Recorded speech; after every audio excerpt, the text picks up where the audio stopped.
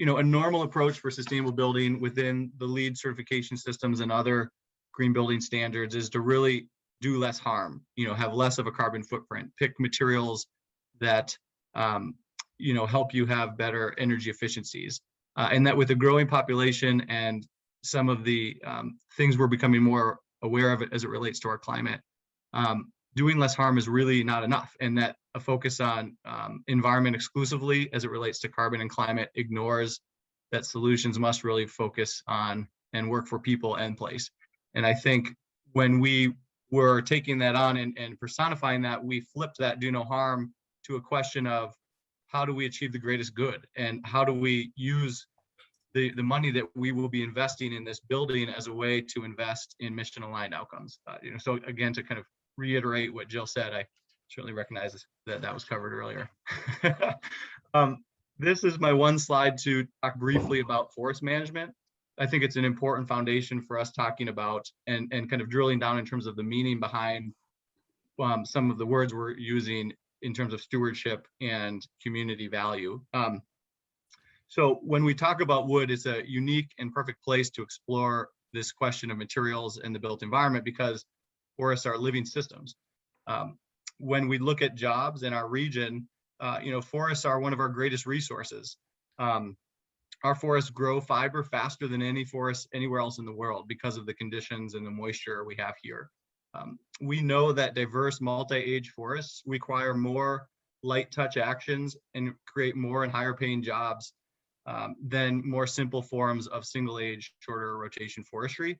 And we know that the jobs created by that fiber through both milling and fabrication serve a critical contribution to rural economies. And so when we speak about this in terms of community and economy and jobs, when we talk about stewardship, there's kind of a crossing value there, where the types of forests we're wanting to recognize and reward also have a nexus with jobs and supporting a robust industry. I would also say that when you have multi-species forests, you create hardwood and kind of micro communities of businesses also, which is worth digging into, but probably not today.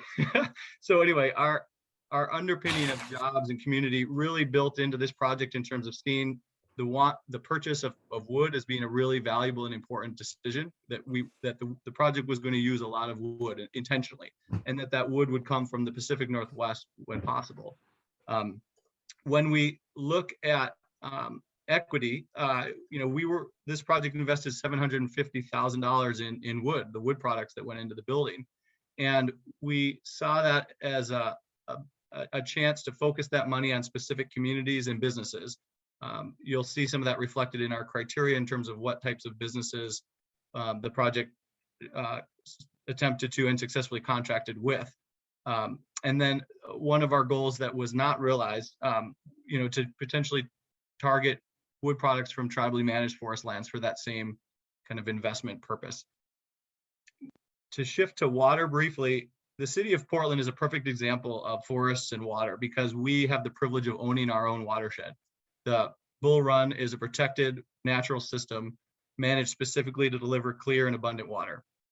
Forests around the state provide water for communities and fish and farming, and many of those forest landscapes are not managed with water as a primary or even secondary objective.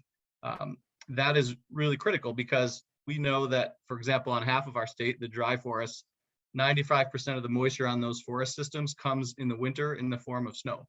And as we've suppressed fire and canopies have closed, when snow is falling in the winter, it frequently does not get to the ground. And we know that a mosaic of forest age and spatial existence is necessary for that snow to fall to the ground and to be captured and retained for summer kind of slow release, summer kind of spring snow melt. And so when we are managing our forests in certain ways, we are targeting that water outcome, knowing that the spatial realities that we manifest will have a return in terms of in-stream flow. That goes for coastal communities as well in the form of fog capture. I could go into that, but I think it's probably worth leaving it there. So, we know that that the way we're buying wood and the forest these woods are coming from has a direct impact on communities, and that water not only is important for humans, but also, peak low flow periods in the summer when water is frequently, because of tourism and other reasons, at a water use is at a high, we have experience in many systems salmon die off and other major issues. So Meyer Memorial Trust has been involved in some of this work in other ways through the community forests work on the coast. And this is kind of a continuation of that, just coming at it from a market approach. So we saw our purchasing of wood as a way to recognize and reward that stewardship. We will see that when we talk about Camp Arawana and Camp Adams, whose wood is manifested in your project. So, when you're in the building and you're looking at the cedar on the deck, you're looking at the siding, those stories that I'll talk about later, come back to these opportunities and come back to these values.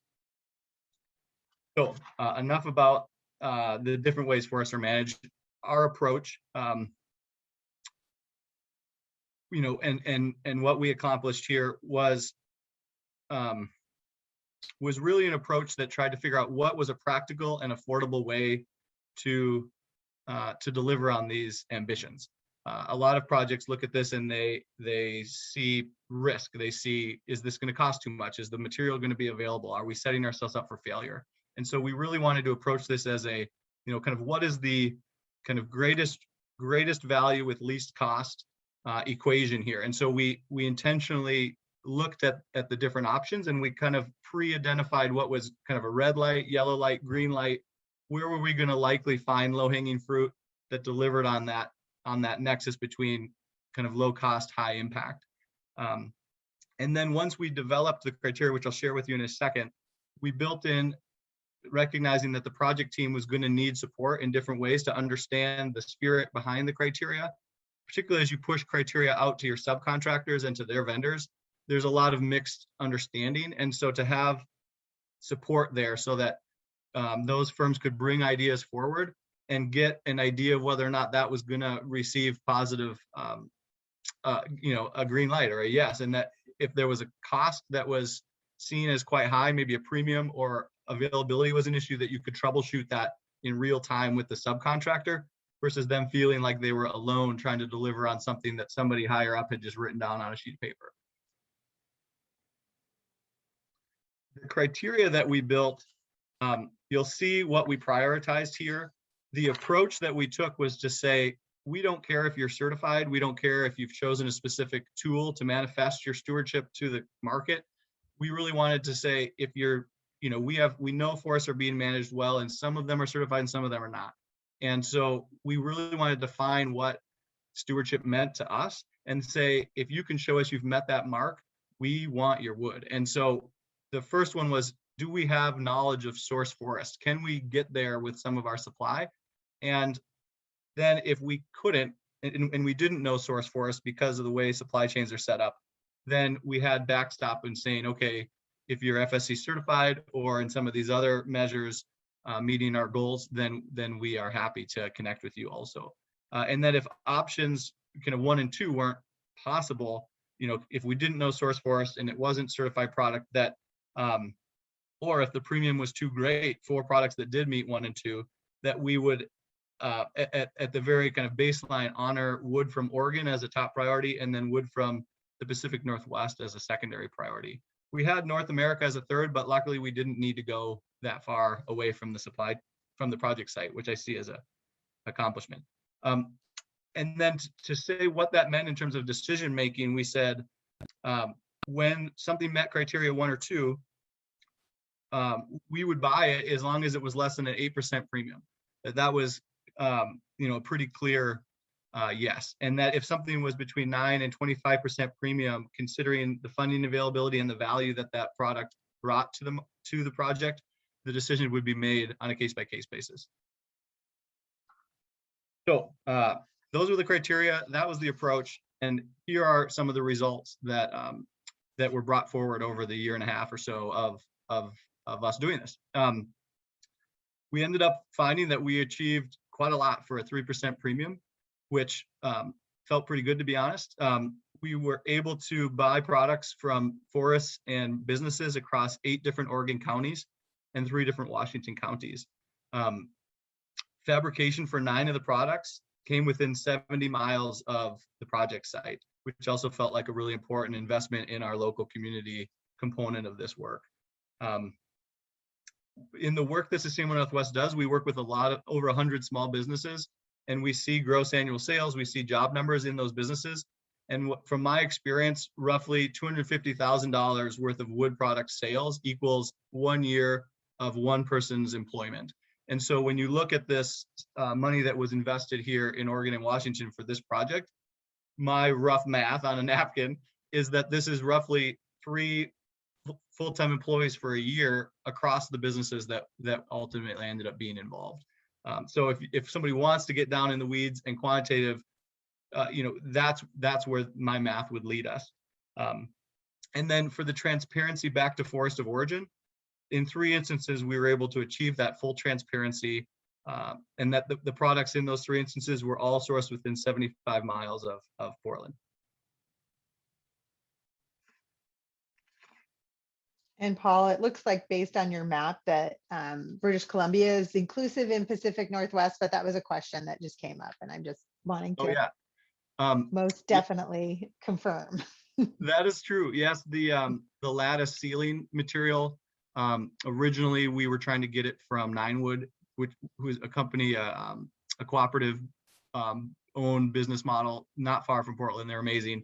But even their supply chain was from Canada. We ended up switching subcontractors, and we were able to find a product that met our stewardship criteria, even if it didn't meet our Oregon and Washington sourcing goals. So it was kind of a second tier bubble in terms of our preference, but it ended up being, after we looked at a handful of other options for closer fiber, one of the things with lattice is that it, for aesthetic purposes, needs to be very straight. And that type of tree can either come from a slow growing fiber on the east side of Oregon, or it can come from a slower growing forest on a wet forest. And we don't have much of that kind of wet forest, slow growing fiber in our system right now. So yeah, that's probably more weedy than the question needed, but we definitely looked at some options, and that is the one instance that's ceiling lattice that ended up coming from Canada. To focus a little bit more closely, I didn't mention the number of minority-owned businesses that were engaged on that last slide, but I would like to mention them by name here so that as people are in the building, there's that connection. The casework in the building that you see in this shot was built and installed by Summit Wood Creations.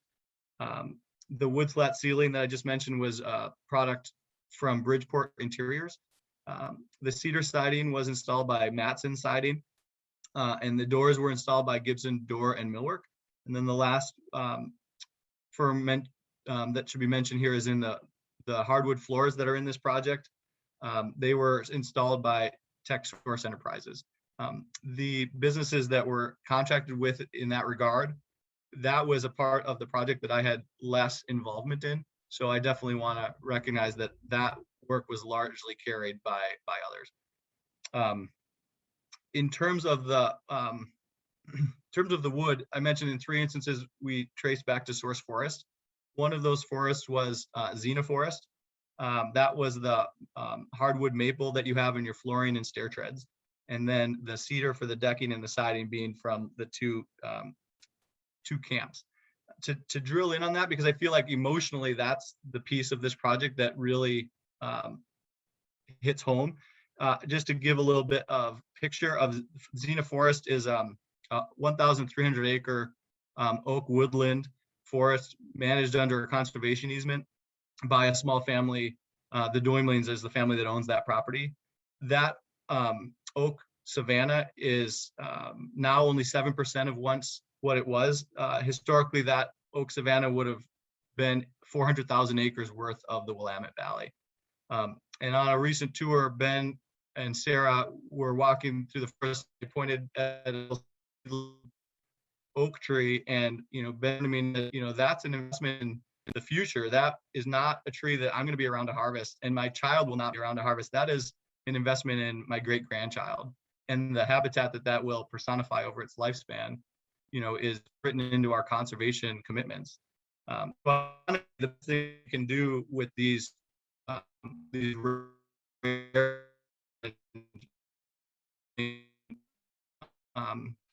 hardwood forests is to buy products coming from them. I know it's a little bit of a twist of those lands lost largely because of seed farming and vineyards. And so our investment in floors and your building is a direct and important investment in that outcome. For the Camp Arawana and Camp Adams sourcing of the cedar, Camp Arawana is 0.6 miles of the Salmon River, and it's a 85-year-old overstory forest managed in part for habitat for spawning salmon. The deep pools, the gravel beds, and other characteristics needed on those rivers are critical for the recovery of that species, as well as Roosevelt elk, bobcat, beaver, owls, salamanders, and other amphibians that are part of that forest system. And the revenue from the forest management on those camps enables the camps to increase their community events and provide additional access through scholarships to folks that attend those camps.